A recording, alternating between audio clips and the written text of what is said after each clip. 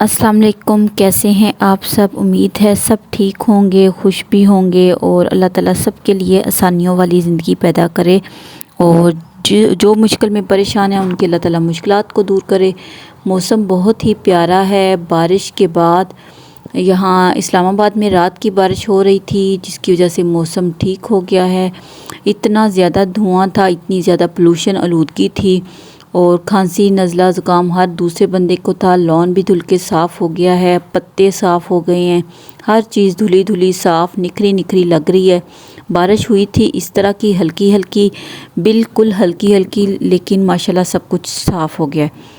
यहाँ पे बन रहे हैं चने। एक प्याज लिया, चनों को मैंने सुबह भिगोया था कोई 10-11 बजे और अब ये रात का टाइम है तकरीबन 7 बजे। बस इतनी देर चनों को मैंने भिगोया था, रात को मैं भिगोना भूल गई थी। आधा टमाटर लिया, एक प्याज मीडियम साइज़ का, तीन मेरे ख्याल से सब्ज़ मिर्चें, बाकी लहसुन अदरक है। इसको भी मैं चॉप करके डालूँगी। चनों को पानी निचोड़ के तो वो डाल दूँगी और लहसुन अदरक का पेस्ट डाल दूँगी। नमक डालूँगी, थोड़ा सा ही नमक डालना है क्योंकि मेरे चने भी कम हैं। और फिर उसके साथ ही मैं डाल दूँगी मीठा सोडा 1 चुटकी। और मीठा सोडा डालने के बाद फिर मैं इसके अंदर पानी 1 जग भर के डाल दूँगी पानी का। और इतना पानी डालना है चने गल जाएं और पानी भी तकरीबन खुश्क ही हो जाए। तो बस इसको वेट लगा दिया। ये देखे चने गल गए थे आधे घंटे के अंदर और सब चीज़ें भी इसके अंदर गल गई थी, टमाटर और प्याज जो मैंने मोटे मोटे काटे थे। बस फिर मैंने क्या किया, आग जलाई जल्दी से और भूनना शुरू कर दिया चनों को। पानी पहले उसका खुश्क किया, अगर ज़्यादा पानी होता तो मैं जैसे यखनी निकाल लेती, चनों की भी यखनी निकाल लेती। पानी बस पूरा सूरा है तो बस मैंने कहा इसको सुखा लेती हूँ, क्या अलग निकालना अलग से बर्तन में। तो ये मेरे पास ऑयल पड़ा हुआ था प्याज ब्राउन वाला, तो ये मैंने ऑयल बचा हुआ डाल दिया और साथ में बस इसको थोड़ी देर भूनना है। इतना भूनना है कि पानी खुश्क हो जाए। इसके अंदर गई हैं मिर्चें हस्बे ज़रूरत, हल्दी भी हस्बे ज़रूरत, जितना किसी को पसंद हो अपनी पसंद के मुताबिक डाल ले। बस मैं तो ऐसे ही डालती हूँ। एक बहन ने पूछा था कि आप कैसे चने बनाती, मैंने उनको कहा था कि रेसिपी इंशाल्लाह आपको सुबह मिल जाएगी। तो बस इसको इतनी देर भूनना है। प्याज टमाटर तो भूनते भूनते बिल्कुल घुल गए थे और बल्कि चने भी थोड़े से मैश होने लगे थे। उसी की ग्रेवी और शोरबा गाढ़ा हो जाता है जब मैं इस तरह से बनाती हूँ। तो इसके अंदर मैंने दोबारा से शोरबा कर दिया और इसको पकाना है कोई 5-10 मिनट। और फिर मैंने दूसरी तरफ स्टार्ट कर ली थी रोटी बनाना, रात का खाना। तो आज ना मैंने जो रोटी बनानी थी कलवंजी और उसके ऊपर लगानी थी मैंने अजवाइन और उसके ऊपर लगाना था सब्ज़ धनिया। तो मुझे इसका टेस्ट बहुत अच्छा लगता है जब रोटी सिकती है। दूसरी तरफ सालन भी पक रहा है, यहाँ पे रोटी भी बन रही है, बहुत मज़े की लगती है। इंशाल्लाह ये आप देखेंगे वीडियो में कि ये मेरी रोटी कैसी बनी। बस रोटी को शीट के ऊपर फैला लिया। यहाँ पे मैंने कलवंजी की 1 चुटकी डाली और सब्ज़ धनिया थोड़ा सा डाला और फिर उसके ऊपर से मैंने बेलना घुमा दिया ताकि सब्ज़ धनिया और कलौंजी आटे के अंदर बिल्कुल बीच में ना घुस जाएं, ताकि प्रेस हो जाएं बेलने के साथ। और यहाँ पे इकट्ठी हो गई थी, बेलने के साथ रोटी चिपक गई थी। फिर मैं हाथों के साथ टैप टैप कर रही थी और बस इसको मैं उठा के सीधे हाथ के तरफ डालना है ताकि धनिया और कलौंजी ऊपर रहें, वरना तो ये सारी तवे के ऊपर चिपक सकती हैं। तवा या तवी, मैं तो तवी के ऊपर ज़्यादा रोटियां बनाती हूँ, तो तवे के ऊपर पराठे बनते हैं। तो ये मिर्च भी मैंने पता नहीं निकाल के रखी थी, जो मैं भूल गई थी, जो सामने नज़र आ रही है। ये मैंने डालनी थी सालन के अंदर और मैंने नहीं डाली, भूल गई थी। यहाँ पे चूल्हा बंद किया, दोबारा से चलाया और इस तरह मैंने इसको बना लिया। रोटी आप देख रहे हैं जैसे बन रही है। तो बस दूसरी तरफ मैंने सालन देखा, उसमें सब्ज़ धनिया डालने वाला था, वो डाला। इसी पॉइंट पे मैंने सब्ज़ मिर्च डालनी थी, लेकिन मैं भूलने की वजह से ना डाल सकी क्योंकि दूसरी तरफ मेरा लाइव भी चल रहा था, कुछ कमेंट्स पढ़ने होते हैं, उनके जवाब भी देने होते हैं। तो रोटी को सेक लिया। रोटी जब को धनिए वाली साइड सेकी ना तो इतनी प्यारी खुशबू आ रही थी ना, बहुत प्यारी खुशबू।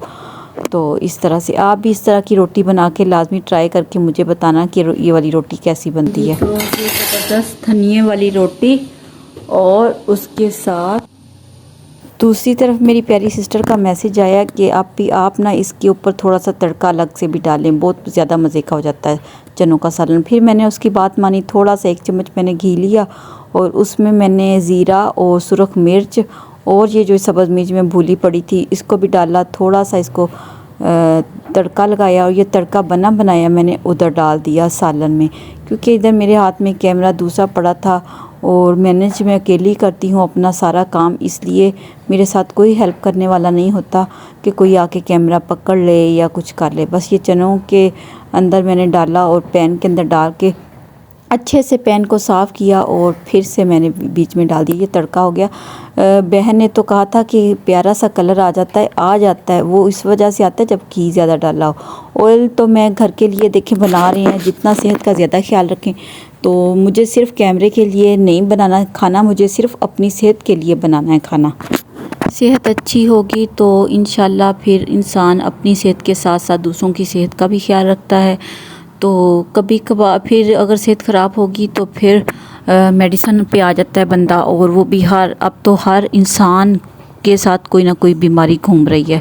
किसी को बीपी हाई का मसला है, किसी को शुगर है, किसी को अल्लाह माफ़ करे कैंसर है। जैसे हर किसी के साथ कोई ना कोई बीमारी जुड़ी हुई, किसी को हड्डियों का मसला है, किसी को घुटनों का मसला है। कोई भी इंसान इस दुनिया में सेहतमंद पैदा तो सेहतमंद ही होता है, लेकिन इसके बाद जो हमारी खुराक है उसकी बेएहतियाती की वजह से हम सही खाते पीते नहीं हैं। हम जो आ जाता है उसको पकड़ के खा लेते हैं कि अभी खा लें, सेहत का ख्याल नहीं रखते। जब हम खाते कहते हैं कि थोड़ा खा लें लेकिन अच्छा खाएं, तो हम वही तो नहीं करते, हम वही करना ही नहीं चाहते। अगर सब ये सोचें कि हमने अपनी सेहत का ख्याल रखना है, थोड़ा खाना है लेकिन अच्छा खाना है, तो उससे बहुत बेहतरी आ जाए सेहत में। बस यहाँ पे सुबह को आटा गूंदा और साथ में चाय रखी। संडे का दिन था, बच्चे घर पे थे, मैं भी थोड़ा सा लेट उठी, तो बारिश बाहर हो रही थी बड़ी प्यारी। मैंने आपको शुरू में भी दिखाया है, सब कुछ निखर गया। एंड पे भी थोड़ा सा दिखाऊंगी बारिश का सीन जब मैं बाहर गई थी। तो यहाँ पे बस लच्छे वाले पराठे तैयार हो गए हैं। जब हम अपनी सेहत का ख्याल नहीं रखते तो मेडिसिन खानी पड़ती, फिर दवाइयों के साइड इफ़ेक्ट भी होते हैं। और उसके साथ एक और भी बहुत ही प्यारी बात है, अगर सेहतमंद इंसान है उसके साथ अगर घर में किसी का रवैया अच्छा ना हो तो रवैयों के भी बड़े साइड इफ़ेक्ट होते हैं। हम अक्सर समझते हैं कि बस नमाज़ पढ़ ली, दुआएं मांग ली, ज़मज़म के पानी से बेशक खुद को धो भी लें, खाना काबा के गिर्द चक्कर भी बेशक लगा लें, 100 चक्कर लगा लें, तब भी सब कुछ ठीक नहीं हो जाएगा। अगर आपके रवैये ने किसी के दिल को दुखाया है या किसी की इज़्ज़त को ठेस पहुंचाई है या किसी को जानबूझकर तकलीफ़ दी है, तो फिर सिर्फ़ इबादत काफ़ी नहीं होती। अल्लाह इबादत को पसंद करता है, मगर अल्लाह बंदों के हक़ को भी बहुत अजीज़ रखता है। वो ज़ख़म जो अल्फाज ने दिए हों, वो दर्द जो लहजों से पैदा हुआ हो, वो सच्चाई, शर्मिंदगी और रवैये बदलने से ठीक नहीं होती। याद रखें, माफ़ी इबादत गाहों के चक्कर लगाने से नहीं मिलती। माफ़ी वहाँ से मिलती है जहाँ आप अपनी गलती मानते हैं, जहाँ आप अना को एक तरफ रखते हैं और टूटे हुए दिलों को जोड़ने की कोशिश करते हैं। बहुत कम लोग होते हैं जो टूटे हुए दिलों को जोड़ने की कोशिश करते हैं, बहुत कम। तो ये मुझे ऐसे लगा कि मैं आप लोगों के साथ जब अपनी दिल की बातें शेयर कर लेती हूँ ना, तो मुझे एक हल्का सा फ़ील हो जाता है। मेरे सारे देखने वाले प्यारे बहन और भाई हैं जिनके साथ मैं सारी बातें शेयर कर लेती हूँ। तो आपको मेरी बातें कैसी लगती हैं, और अगर बुरी लगती तो भी मुझे बताना, और अगर हकीकत से जुड़ी हुई हैं तो भी मुझे बताना। पराठे आहिस्ता आहिस्ता बनते ही जा रहे थे और बच्चों को मैंने निकाल दिया और यहाँ पे चाय डाल के दे रही थी। कप मेरा थोड़ा सा टूट गया ठोकर लगने के बाद, और मैं बहुत कप तोड़ती हूँ, पता नहीं जब बर्तन धोती हूँ और कप्स की टूट जाती हैं। ये कप मुझसे नहीं टूटा था, ये बासित ने रख दिया था बेड के नीचे रखा, और जब झाड़ू लगाया नज़र नहीं आया तो ये गया और वो गया। फिर मैंने उसको डांटा भी, मैंने कहा मैं मना करती हूँ कमरे में जाके ना खाया पिया करो, सिर्फ डाइनिंग टेबल होता है खाने की जगह। अगर बच्चे जगह जगह खाते हैं ना तो उससे चूंटियाँ, कीड़े मकोड़े और इस तरह की चीज़ें, और फिर बर्तन भी अलग बिखरे रहते हैं, और फिर कमरों में स्मेल भी आना स्टार्ट हो जाती है। अगर किसी ने चावल खाएँ तो चावल, और यहाँ पे बासित के लिए बन रहा था अंडा। वो कह रहा था मामा मुझे ऑमलेट बना दो, तो उस बासित के लिए बन रहा था ऑमलेट। और उसने मुझे धनिया और फ्रिज से अंडे शंडे ला दिए और नमक वगैरह ला दिया। तो मैंने सब कुछ, यानी कि नमक तो ऊपर ही खैर पड़ा था, बाकी सारी चीज़ उसने मुझे ला दी। और मैंने थोड़ा सा प्याज़ों को कर लिया। आज तो बच्चों ने घर ही रहना था, कहीं जाना आना नहीं था, तो सुकून से संडे के दिन नाश्ता बनता है।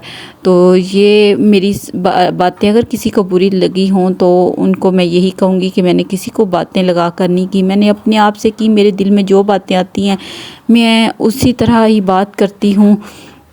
और बस अंडा तैयार हुआ, बच्चों को नाश्ता दिया, फिर मैं चली गई थी। मैंने आज सूट की एक और की कटिंग करनी थी, जो मेरा वेलवेट का सूट आया था, वो भी इंशाल्लाह कटिंग करूँगी और उसका भी क्लिप बना के आप लोगों को दिखाऊंगी।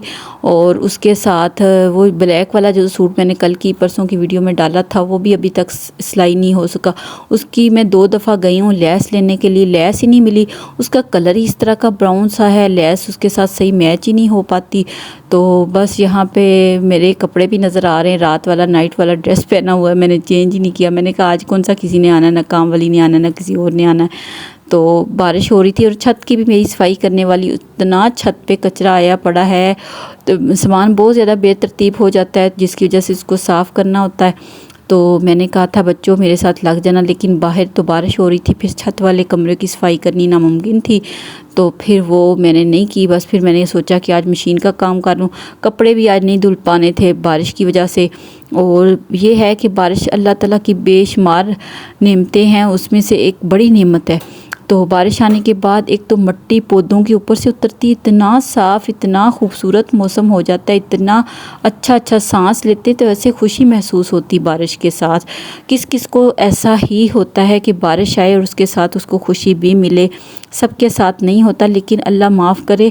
यही बारिशें जब आती हैं अगस्त में, सैलाब आते हैं, तो तब ये बारिशों से डर भी लगता है। लेकिन इस तरह सर्दियों की हल्की हल्की बारिश आए, जिससे पौधों, दरख्तों और हर चीज़, हर फसल को फ़ायदा देती है, हर फसल भी अच्छी हो जाती है किसानों की, और सबके लिए अच्छी होती है, क्योंकि बारिश के कतरों में शिफा अल्लाह ताला ने रखी है। तो ये शिफा सिर्फ बारिश से ही मिलती है। जब ज़मीन के ऊपर पहले कतरे पड़ते हैं, पहली बारिश पड़ती है, तो शिफा मिलती है। अच्छा, बातों बातों में मैंने तो सारा नाश्ता लिया है बना। अब ये बन रही थी हस्बैंड के लिए सूखी रोटी। उनको सूखी रोटी सुबह नाश्ते में देती हूँ, बड़ा दिल करता है उनका पराठा खाने को। मैंने कहा फिर पराठे खा खा के अपना कोलेस्ट्रॉल लेवल हाई कर लेना है। रात को तो मैं कावे बना के देती हूँ और सुबह में तो मैं पराठे बना के दूँ। तो फिर मैंने प्यार प्यार से बना लिया। अच्छा, ये पराठे और बन रहे थे बच्चों के लिए। मैंने कहा था कि आज को दिन को कहीं जाना है तो मैं पराठे बना के रख देती हूँ, दिन को आप यही गर्म करके ओवन में खा लेना। तो बस उसके बाद मैंने कहा किचन साफ़ करूँ, चूल्हा साफ़ करूँ और बर्तन धोऊँ, फिर बाद में बनाऊँगी मैं अपना नाश्ता। किचन तो मेरा माशाल्लाह से साफ़ हो गया। प्लीज़ आप अपने चैनल पे जाके मेरे चैनल को कर दिया करें लाइक, और साथ में सब्सक्राइब कर दे, ताकि मुझे एक स्पेशल एहसास हो नाश्ता करने का। यहाँ पे नाश्ता अपने लिए बना रही हूँ। कभी कभी दिल करता है कि पहले किचन साफ़ किया जाए, नाश्ता किया जाए, लेकिन कभी कभी बंदा कहता है नहीं नाश्ता कर लूँ, फिर एक ही दफ़ा किचन साफ़ करूँगी। तो अंडा पता नहीं क्यों फट गया था यहाँ पे, इसको पता नहीं किस बात का गुस्सा था, ये फट ही गया बॉयल होते होते। और फिर बस इनको छीला, अपना नाश्ता तैयार किया, थोड़ा सा साथ पंजीरी रखी, अंडे बॉयल करके खाए। और फिर उसके बाद मैंने नाश्ता करने के बाद बाकी के बर्तन कोई नहीं धोए थे, मैं फिर चली गई थी लहसुन लेने। और आपको सीन चेक कराती हूँ, देखें कैसा सीन है बाहर का बारिश के साथ, बहुत अच्छा लगा। आपने मुझे कमेंट करके बताना कि आप मेरी वीडियो को किस जगह से देख रहे हैं।